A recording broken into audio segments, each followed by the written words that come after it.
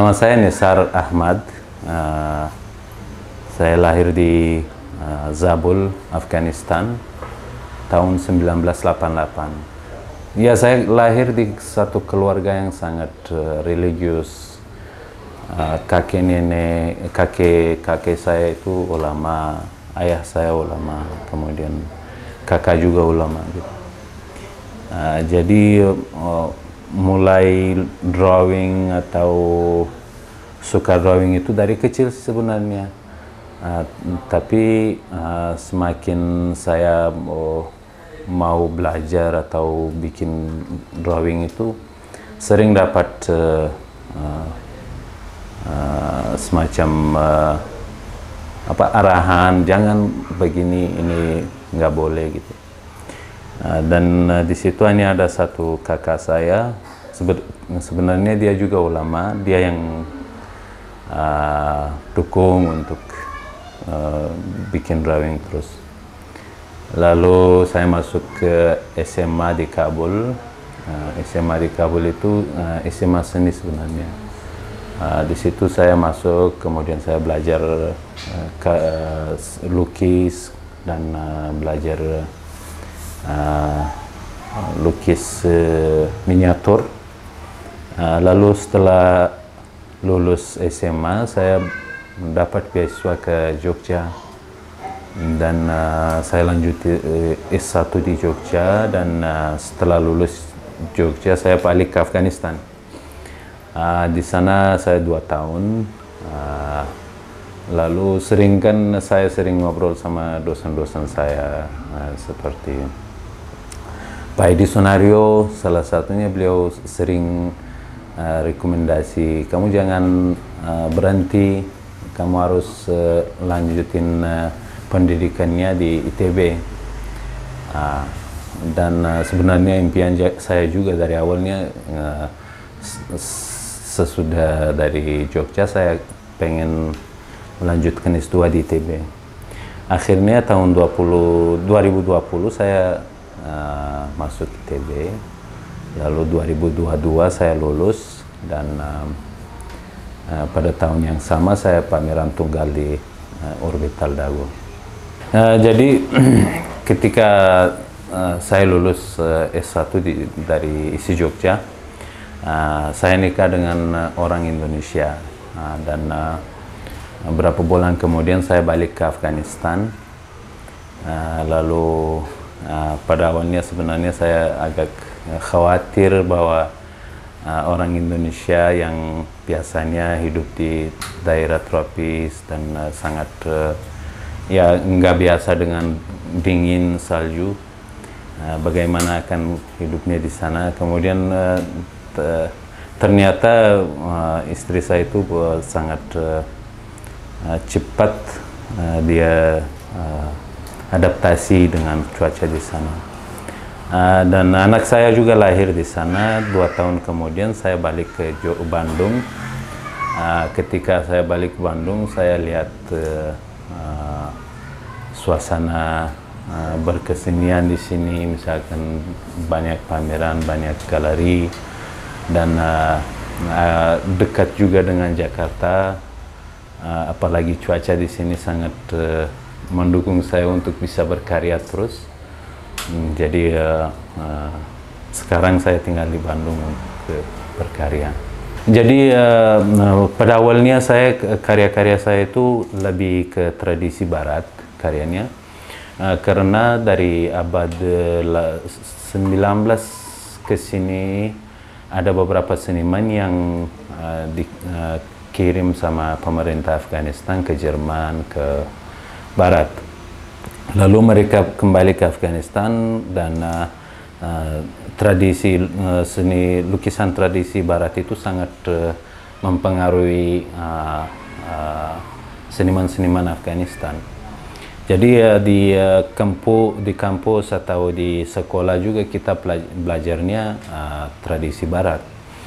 Lalu di sampingnya ya tentu saja kita dikasih ajaran miniatur juga, dan Tapi saya lebih fokusnya pada waktu itu sampai 2019 itu fokusnya ke tradisi barat, lukisan tradisi barat.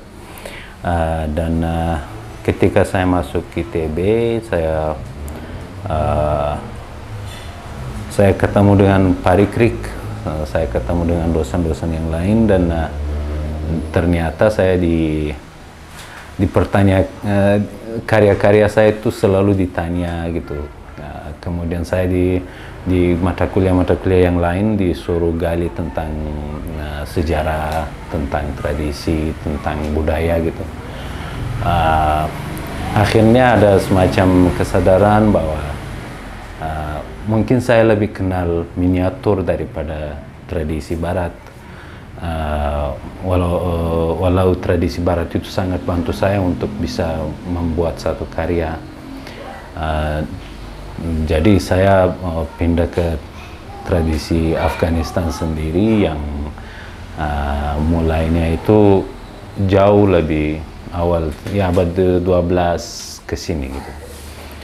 Dan yang masa paling jayanya itu di abad 15 di kota Herat. Jadi saya ikut gaya miniatur Herat, tapi nggak 100% seperti lukisan miniatur Herat, karena yang terutama itu ukuran miniatur Herat itu sangat kecil, dan medianya juga, kemudian tekniknya juga sangat detail, sangat tradisional. Sementara karya-karya saya yang sekarang itu ya bisa dibilang ada campuran dari gaya barat juga, ada Asianya juga ya.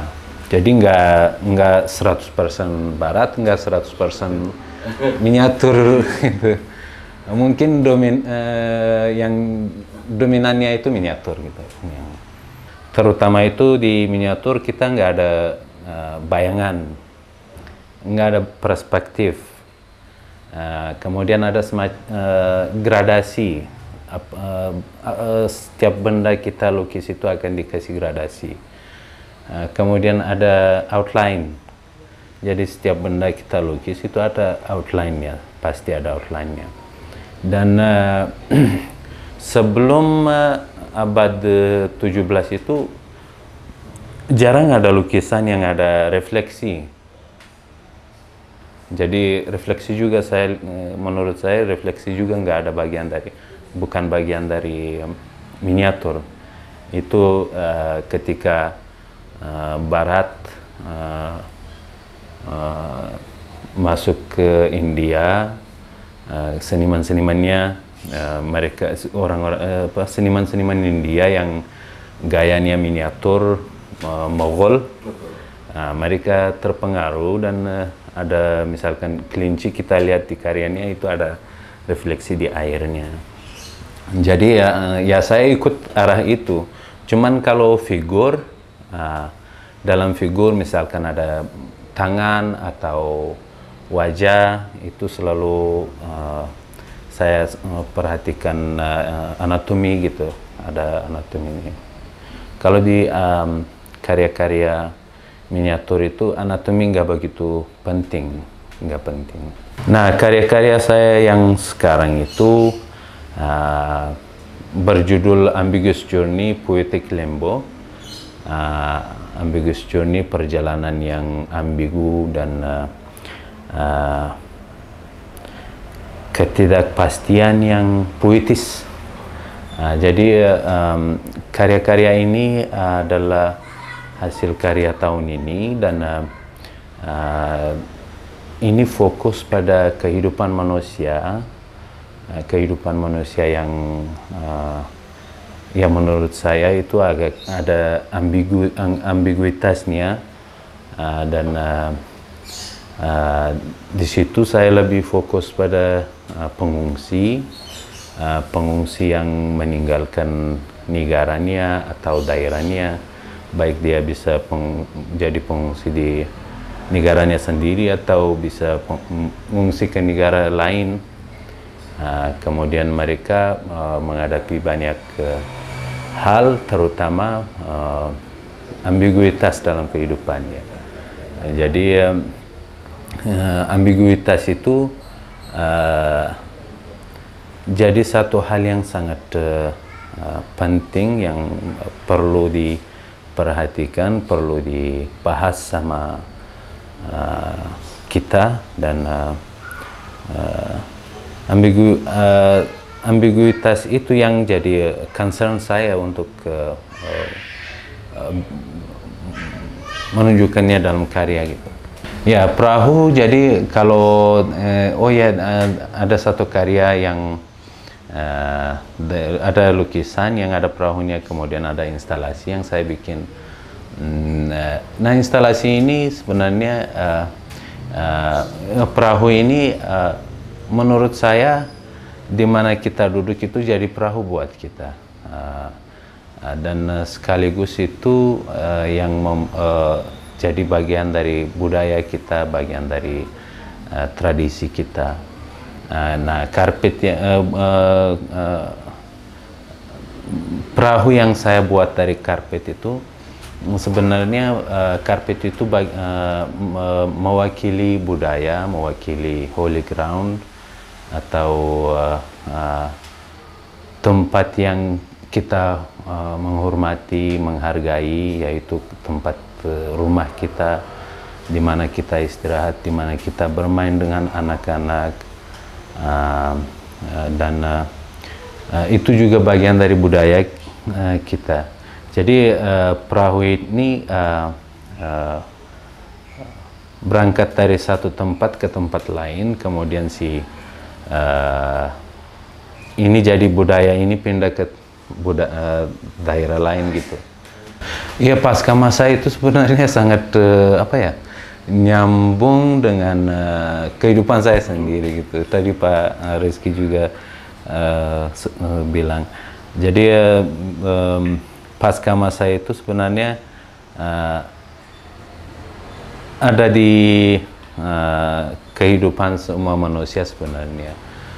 Kita misalkan punya masa kecil, kita punya masa sekolah, masa kuliah, kemudian masa kerja, kemudian sesudahnya itu masa pensiun atau masa tua. Untuk seni sebenarnya ini masa saya yang sangat saya bangga dengan masa saya yang sekarang, karena saya lebih dekat dengan tradisi di Afghanistan. Meskipun jauh ya? Iya, meskipun jauh, tapi saya merasa sangat dekat. Dan saya buat saya itu ini jadi satu masa gitu. Dan ini jadi satu pasca masa, bukan hanya masa, jadi pasca masa gitu.